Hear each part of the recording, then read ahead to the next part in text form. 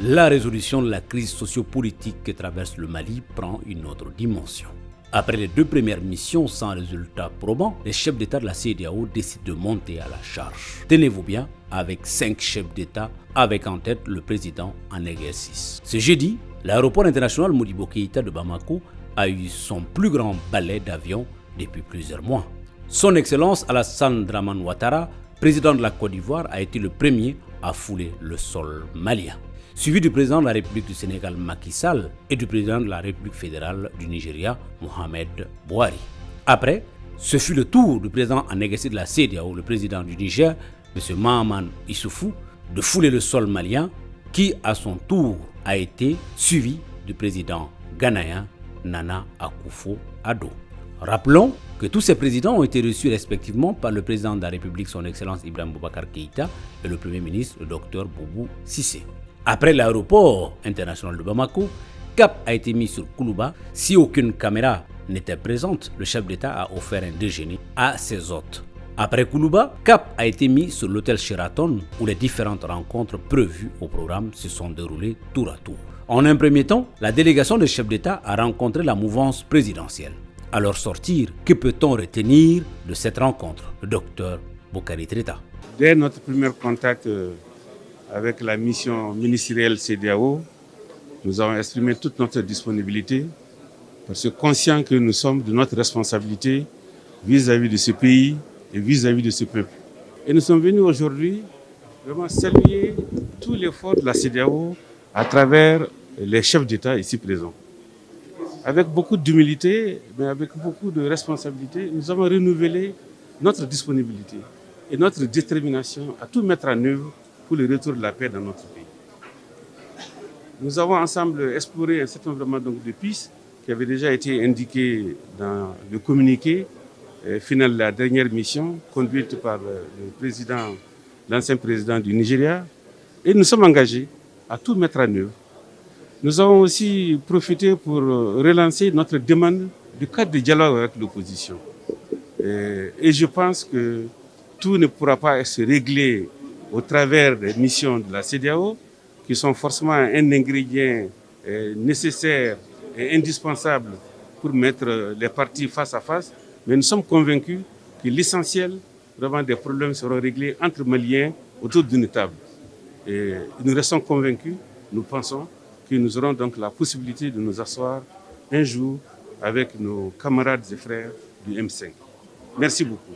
Ce fut également le tour de la forte délégation du M5 RFP dirigée par l'autorité morale du mouvement, l'imam Mohamed Diko, d'être reçu. Si rien n'a filtré de huis clos, tout porte à croire que les lignes n'ont pas du tout bougé. L'imam Mohamed Diko. Rien n'a bougé pour le moment. Vous n'avez rien dit que j'ai pu comprendre. Je voulais vraiment le dire très sincèrement. Je l'ai dit et je le redis. Nous sommes un peuple debout, nous ne sommes pas un peuple soumis ou résigné. Et moi je le dis, je préfère mourir martyr que de mourir traître. Les jeunes gens qui ont perdu leur vie ne l'ont pas perdu pour rien.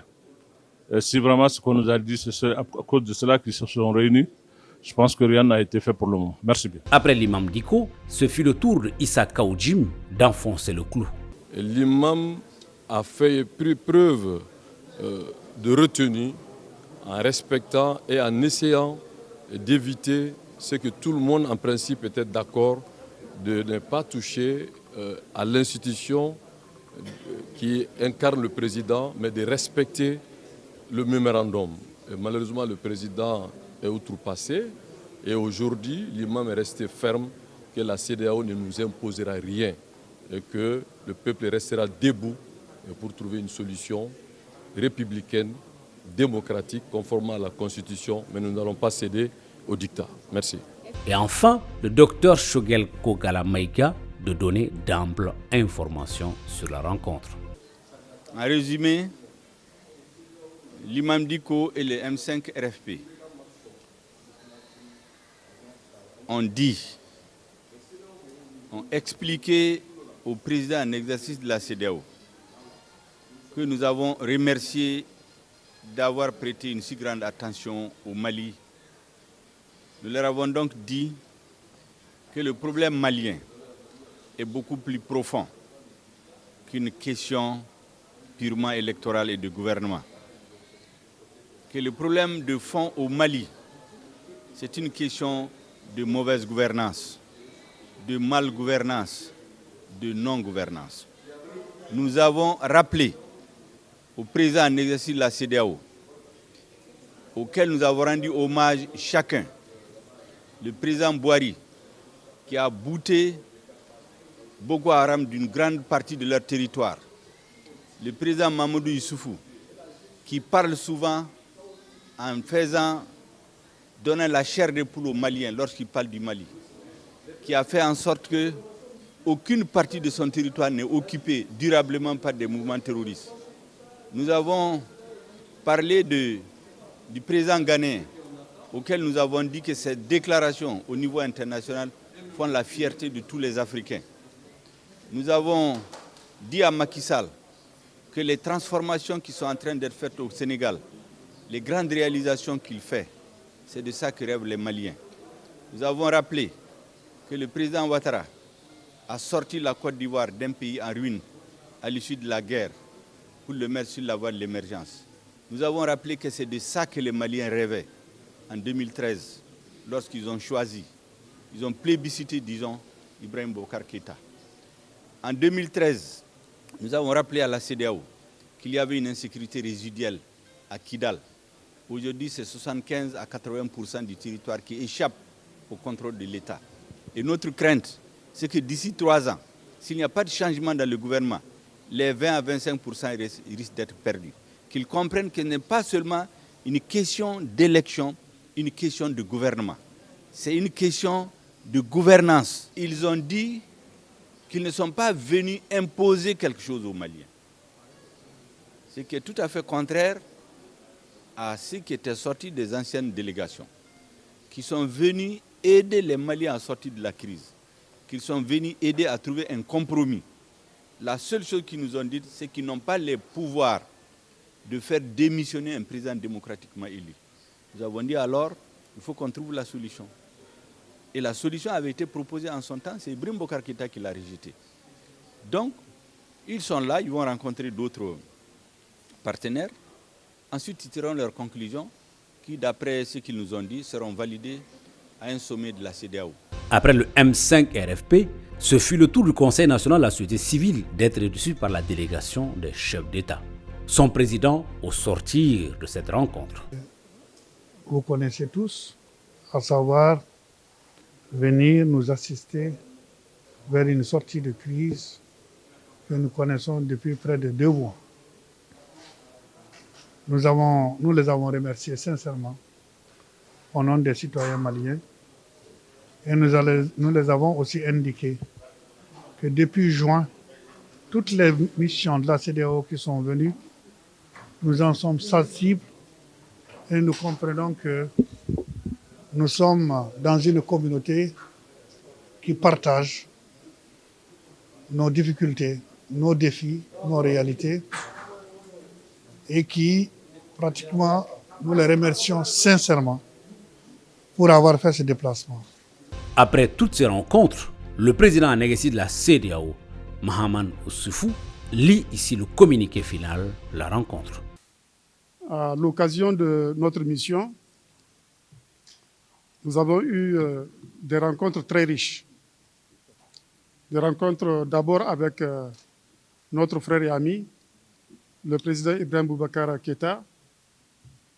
Nous avons également rencontré la majorité présidentielle. Nous avons eu une rencontre avec l'imam Dicko et le M5. Et nous avons également rencontré la société civile.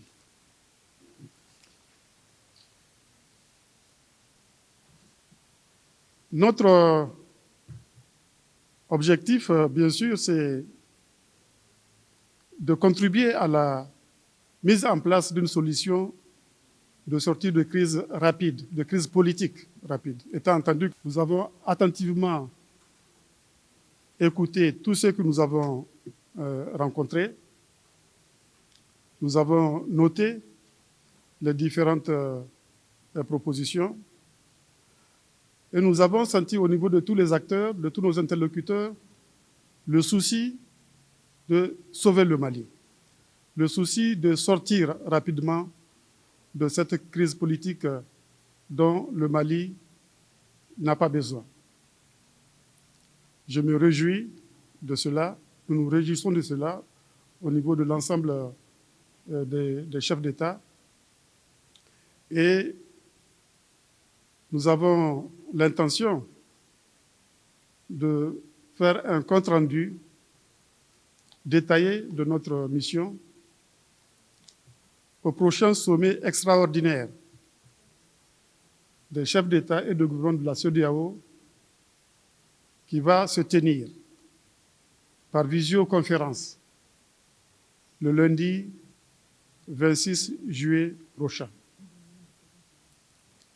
Et j'espère que, à l'issue de ce sommet, des décisions fortes vont être prises par la CEDEAO pour apporter une contribution à la mise en place d'une solution de sortie de crise au Mali. Comme à notre habitude, nous lui avons posé la question Mali Online. La CEDEAO est-elle une organisation des peuples ou des chefs d'État? Mamani Issoufou. C'est les deux. On ne peut pas séparer les chefs d'État des peuples parce que les chefs d'État sont élus par les peuples. Donc, c'est la CEDEAO à la fois des chefs d'État et des peuples. Si votre question veut dire qu'il y a un syndicat de chefs d'État qui défend les chefs d'État, je dis non. Ces temps sont révolus. Nous sommes très attachés à la démocratie au niveau de la CEDEAO. Et la preuve, c'est que la CEDEAO a un cadre.